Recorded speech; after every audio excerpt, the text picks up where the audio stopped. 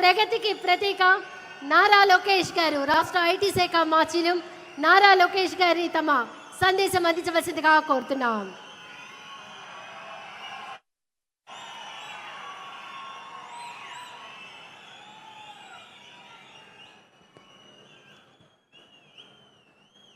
ఓం నమో వెంకటేశాయ. ఓం నమో వెంకటేశాయ. ఓం నమో వెంకటేశాయ. గౌరవ ముఖ్యమంత్రి శ్రీ నారా చంద్రబాబు నాయుడు గారికి, సినిమాలో పవర్ స్టార్, రాజకీయాల్లో జనసేనాని, ఎక్కడ తగ్గాలో తెలుసు, ఎక్కడ నెగ్గాలో కూడా తెలుసు. నాకు సొంత అన్న లేని లోటు తీర్చిన నా పవనన్నకి, బీజేపీ రాష్ట్ర అధ్యక్షులు మాధవ్ గారికి, Telugu Desam party, Bharatiya Janata party, Janasena party శాసనసభ్యులకు, ఎంపీలకు, కార్యకర్తలకు, ప్రజలందరికీ నా హృదయపూర్వక నమస్కారాలు. కలియుగ దైవ సాక్షిగా ప్రజాప్రభుత్వం 2 ఏళ్ల పాలన పూర్తి చేసుకుంటాం జరిగింది. ప్రజాప్రభుత్వ అధికారులు వచ్చిన తర్వాత ప్రశాంతత వచ్చింది. ఇప్పుడే సహచరం మంత్రి అచ్చెన్నాయుడు గారు ఒక మాట అన్నారు. ప్రజాప్రభుత్వం వచ్చిన 2 ఏళ్లలోనే ప్రజలకి స్వాతంత్రం వచ్చిందని. మనందరం చూస్తున్నాం. జేసీబీలు లేవు, దాడులు లేవు, హత్యలు లేవు, అంతెందుకు బూతులు కూడా లేవు. ఈరోజు నాకు ఇప్పుడు కూడా బాగా గుర్తు, యువగలం పాదయాత్రలో ఇదే చంద్రగిరి గడ్డపై మీటింగ్ పెట్టా. ఆనాడే చెప్పా, వెంకటేశ్వర స్వామి జోలికి వెళ్ళొద్దు, మాడి మసైపోతామని ఆనాడి ముఖ్యమంత్రికి నేను హెచ్చరిక జారీ చేశా. కానీ నా మాట ఇన్లా, దేవుడితో పెట్టుకున్నారు. ఇప్పుడు వాళ్ళ పరిస్థితి ఏంటో ప్రజలందరూ ఒక్కసారి ఆలోచించాలి. విశ్వవిఖ్యాత నడ సార్వభౌమ స్వర్గశ్రీ నందమూరి తారక రామారావు గారికి సీమ అంటే చాలా ప్రేమ. ఆనాడు కరువు వస్తే జోలు పట్టుకుని సీమ ప్రజల్ని ఆదుకున్న వ్యక్తి ఎన్టీఆర్. అంతేకాదు, తెలుగు గంగా గాలేరు నగర్ని ప్రాజెక్ట్ని తయారు చేసింది ఎన్టీఆర్. మహిళలకి ప్రత్యేకంగా విశ్వవిద్యాలయం ఏర్పాటు చేసింది ఎన్టీఆర్. నిత్యం అన్నదానం కూడా ప్రారంభించింది ఎన్టీఆర్. ఇప్పుడున్న రాజకీయాల్లో విరాట్ కోహ్లీ మన చంద్రబాబు నాయుడు గారు. అవతల వైపు బౌలర్లు మాడుతూ ఉంటారు, కానీ బ్యాట్స్మెన్ ఓన్లీ వన్, అది మన చంద్రబాబు నాయుడు గారు. రాయలసీమను రాయలసీమగా మార్చిన వ్యక్తి మన చంద్రబాబు నాయుడు గారు. ఎవరికి తెలియని సమయంలో బిందు సైన్యం పరిచయం చేసి ఏకంగా రాయలసీమలో రత్నాలు పండే విధంగా చేసిన వ్యక్తి మన సిబిఎన్. హంద్రినివా సుజలా స్రవంతి ప్రాజెక్ట్ని పూర్తి చేసి చివరి నియోజకవర్గం కుప్పానికి నీరు తీసుకెళ్లిన వ్యక్తి మన సిబిఎన్. అంతెందుకు, పులివెందల కూడా నీరిచ్చిన గొప్ప వ్యక్తి మన చంద్రబాబు నాయుడు గారు. ఇప్పుడు ఏకంగా 1,00,000 కోట్ల పెట్టుబడితో మిషన్ రాయలసీమ కూడా ప్రారంభించబోయే వ్యక్తి మన ముఖ్యమంత్రి చంద్రబాబు నాయుడు గారు. 2019 నుంచి 24 వరకు గొడ్డలి పార్టీ అరాచక పాలన మనందరం చూసాం. వాళ్ళ చెల్లికి అన్యాయం చేయొద్దని అడిగిన బీసీ బిడ్డ అమర్నాథ్ గౌడ్ పైన పెట్రోల్ పోసి ఎలా తగలబెట్టారో మన కల్లారా చూసాం.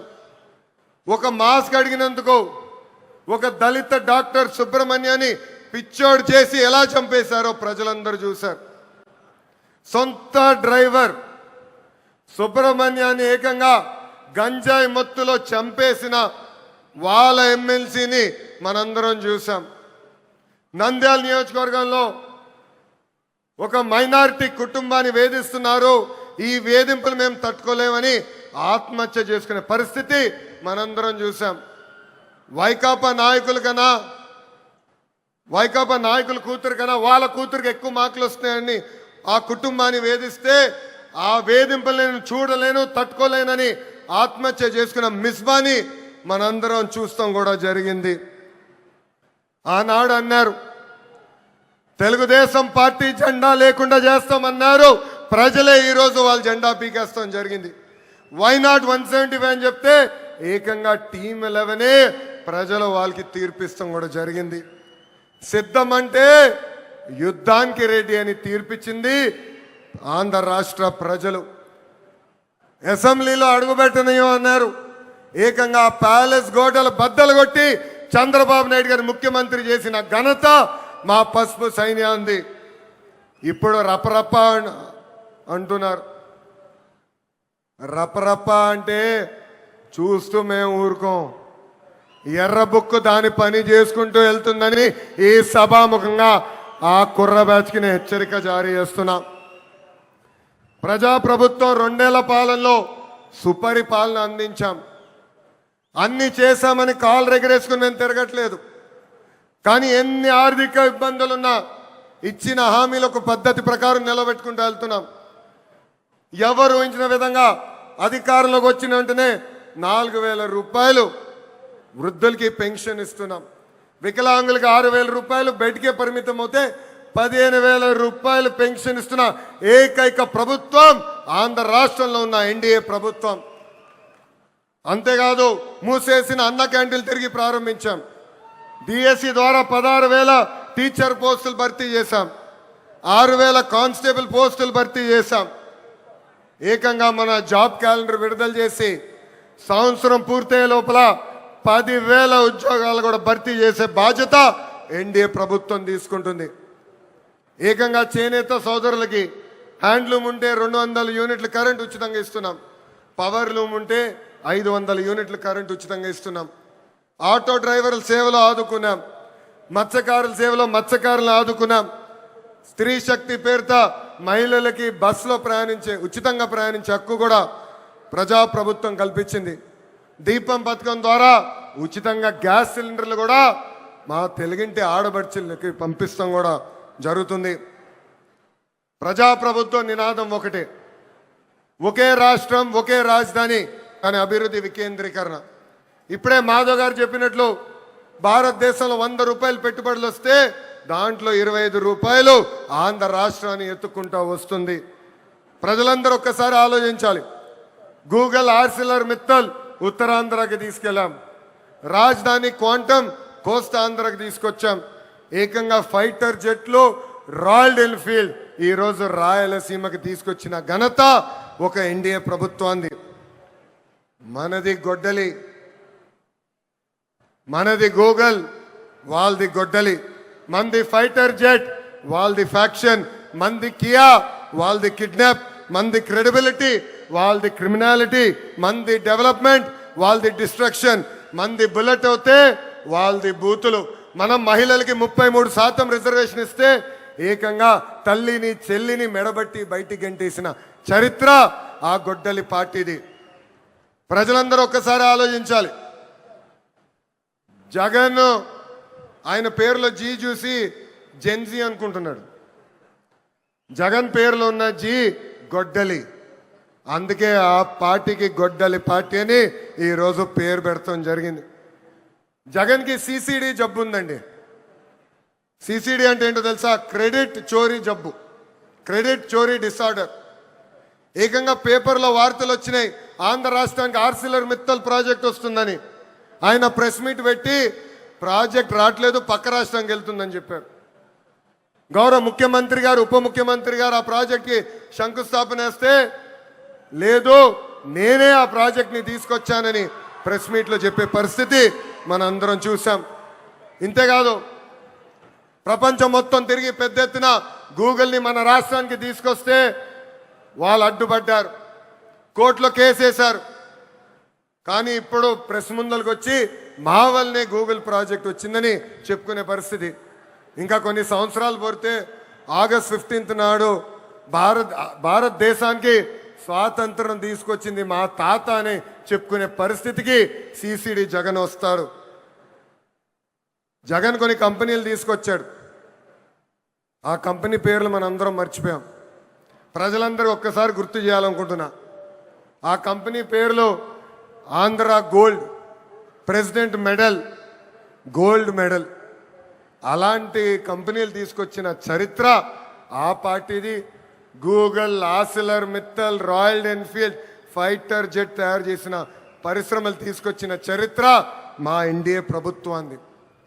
చిన్నప్పుడు 10th క్లాస్ పేపర్ లీక్లో టీచర్లు జగన్ని చితకబాదారంట. అందుకే టీచర్లు చూస్తే ఆయన చాలా కోపం, కక్ష. అధికారంలో ఉన్నప్పుడు మద్యం షాపుల ముందల కాపులాగా నిలబెట్టారు ఆయన టీచర్ని. ఏకంగా మనం డిఎస్సి విడుదల చేస్తే 226 కేసులు ఆ డిఎస్సి పైన వేశారు. ఎవరు ఊహించిన విధంగా 150 రోజుల్లో 16,347 పోస్టులు భర్తీ చేసిన ఘనత మన ఎన్డీఏ ప్రభుత్వాన్ని. నిన్న ప్రెస్ మీట్ నేను చూసా. జగన్ నన్ను ప్రశ్నించట్లేదు, గౌరవ ముఖ్యమంత్రి చంద్రబాబు నాయుడు గారిని ప్రశ్నించట్లేదు, ఆంధ్ర రాష్ట్ర ప్రభుత్వాన్ని ప్రశ్నించట్లేదు. రాజ్యాంగం రాసిన అంబేద్కర్ గారిని ప్రశ్నిస్తున్నారు, రిజర్వేషన్ని ప్రశ్నిస్తున్నారు, రాజ్యాంగాన్ని ప్రశ్నిస్తున్నారు.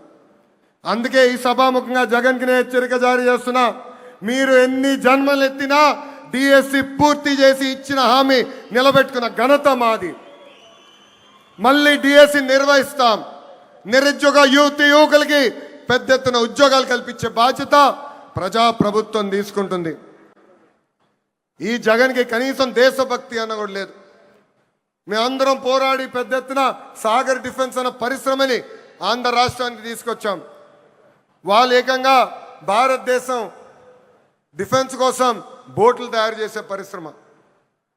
కావల్లో కనీసం 1000 మంది మత్స్యకారుల పిల్లలకి ఉద్యోగాలు ఇచ్చే పరిశ్రమను మేము తీసుకొస్తే ఏకంగా వాళ్ళపైన ఆరోపణలు చేసి ఆ పరిశ్రమను కూడా తిప్పి పంపించాలని ప్రయత్నించారు.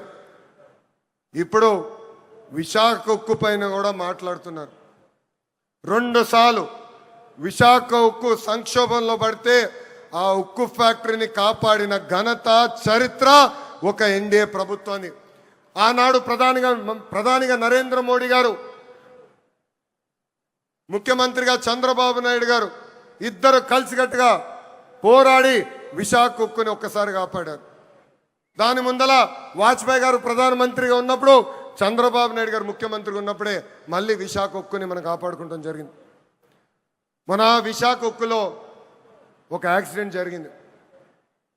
9 మంది కార్మికులు చనిపోయారు. యాక్సిడెంట్ జరిగిన 3 గంటల్లో హోంమంత్రి గారు అక్కడికి వెళ్ళారు. 6 గంటల్లో కేంద్ర ఉక్కు శాఖ మార్చులు వచ్చారు. 12 గంటల లోపల ఏకంగా గౌరవ ఉప ముఖ్యమంత్రి గారు, నేను కూడా వెళ్తాం జరిగింది. అక్కడ కార్మికులు కలిసాం, చనిపోయిన కుటుంబాలని పరామర్శించాం. వాళ్ళకి ఒకటే హామీ ఇచ్చాం, కేవలం డబ్బులు ఇచ్చి చేతులు దులుపుకునేదానికి రాలేదు, శాశ్వతంగా మీ కుటుంబానికి అండగా నిలబడడానికి మేము వచ్చామని చెప్పాం. ఫుల్ టైం ఎంప్లాయీస్కి ఇప్పుడు ఏకంగా 2 కోట్ల రూపాయలు ఆ కుటుంబాలకి ఆదుకుంటాం జరిగింది. కాంట్రాక్ట్ ఉద్యోగస్తులు ఎవరైతే చనిపోయారో ఆ కుటుంబానికి 1 కోటి రూపాయలు ఇచ్చి ఈరోజు ఎన్డీఏ ప్రభుత్వం ఆదుకుంటుంది. ఇన్ని చేస్తున్నా అక్కడికి వెళ్ళి మా పైన ఆరోపణలు చేసి ఇచ్చే 2 కోట్లు వద్దు, 1 కోటి రూపాయలే ఇవ్వండి అని చెప్పే పరిస్థితికి వచ్చాడు పులివెందల శాసన సభ్యుడు. ఇది ప్రజలందరూ గుర్తుపెట్టుకోవాలని ఈ సభాముఖంగా కోరుతున్నాం. ప్రపంచంలో మనం ఎక్కడికి వెళ్ళినా భారతదేశ వైపు అందరు చూస్తున్నారంటే దానికి కారణం మన నమో గౌరవ ప్రధానమంత్రి శ్రీ నరేంద్ర మోడీ గారు. మొన్నే రష్యాకి వెళ్ళా, వాళ్ళందరూ ఆశ్చర్యపోయారు. ఇంత సమర్థవంతమైన నాయకత్వం భారతదేశానికి ఎలా వచ్చింది, పొలిటికల్ స్టెబిలిటీ భారతదేశానికి ఎలా వచ్చిందంటే కేవలం ఒక్క వ్యక్తి, అది మన నమో వల్లనే వచ్చిందని వాళ్ళు చెప్తాం జరిగింది. ఇతర రాష్ట్రాల్లో నమో అంటే నరేంద్ర మోడీ గారు, కానీ ఆంధ్ర రాష్ట్రంలో నమో అంటే నాయుడుజీ మోడీజీ గారి అద్భుతమైన జోడి. ఇతర రాష్ట్రాల్లో డబుల్ ఇంజన్ సర్కారు ఉంటే కేవలం ఆంధ్ర రాష్ట్రంలోనే డబుల్ ఇంజన్ బుల్లెట్ ట్రైన్ సర్కారు ఉంది. ఈరోజు ఈ డబుల్ ఇంజన్ బుల్లెట్ ట్రైన్ సర్కారు వల్లనే మనం విశాఖ ఉక్కుని కాపాడుకున్నాం. అమరావతి పోలవరానికి కావాల్సిన నిధులు తీసుకొచ్చాం. ఎప్పుడో రావాల్సిన ఏకంగా విశాఖ రైల్వే జోన్ కూడా మనం తీసుకొస్తాం జరిగింది. ఇంతేకాదు ఫైటర్ జెట్ ఆమ్కా ప్రాజెక్ట్ని తీసుకొచ్చాం. త్వరలో కర్నూలులో కూడా హైకోర్టు బెంచ్ ఏర్పాటు చేసే బాధ్యత ఈ డబుల్ ఇంజిన్ బుల్లెట్ ట్రైన్ సర్కారు తీసుకుంటుందని ఈ సభాముఖంగా ప్రజలందరికీ తెలియజేస్తున్నాం. రాయలసీమగా మార్చిన ఘనత ఎన్డీఏది. 1,00,000 కోట్ల పెట్టుబడితో ఈరోజు మిషన్ రాయలసీమకి మనం శ్రీకారం చుడుతున్నాం. తెలుగుదేశం పార్టీ, జనసేన, భారతీయ జనతా పార్టీ అనేది ఒక పెద్ద కుటుంబం. కుటుంబం అన్నప్పుడు చిన్న చిన్న సమస్యలు రావచ్చు. మనందరం కూర్చుని మన సమస్యలు పరిష్కరించుకోవాలి. ఆ బాధ్యత ఇక్కడున్న నాయకులందరిపైన ఉంది. కూటమి ధర్మాన్ని అందరం కలిసికట్టుగా కాపాడుకోవాలి. అహంకారం మనకు వద్దు. అహంకారం వస్తే ఏమవుతుందో మనందరం చూసాం. 151 స్థానాలు 11 అయినాయి. ఇది మనందరం గుర్తుపెట్టుకుని ప్రజల్లోకి వెళ్దాం, ప్రజల్లో చైతన్యం తీసుకొద్దాం, ప్రజలకి అండగా నిలబడదామని ఈ సభాముఖం మిమ్మల్ని అందరినీ కోరుతున్నా. ప్రజాప్రభుత్వం కొనసాగింపు అనేది చాలా చాలా అవసరం. మనం చూసాం ఒక గుజరాత్, ఒక ఒరిస్సాలో వరుసగా ఒకే ప్రభుత్వ అధికారంలోకి వచ్చగల ఎంత అభివృద్ధి చెందినాయో. పెద్ద ఎత్తున పెట్టుబడులు వచ్చినాయి, పెద్ద ఎత్తున రోడ్లు వేసుకున్నారు, కరెంట్ ఛార్జీలు తగ్గించుకున్నారు, ముందరికెళ్ళారు. కానీ ఆంధ్ర రాష్ట్రంలో 2014 నుంచి 19 వరకు ఎన్డీఏ ప్రభుత్వం, దాని తర్వాత గొడ్డలి పార్టీ ప్రభుత్వం వచ్చిన తర్వాత మనం ఎంత నష్టపోయామో మనందరూ తెలుసు.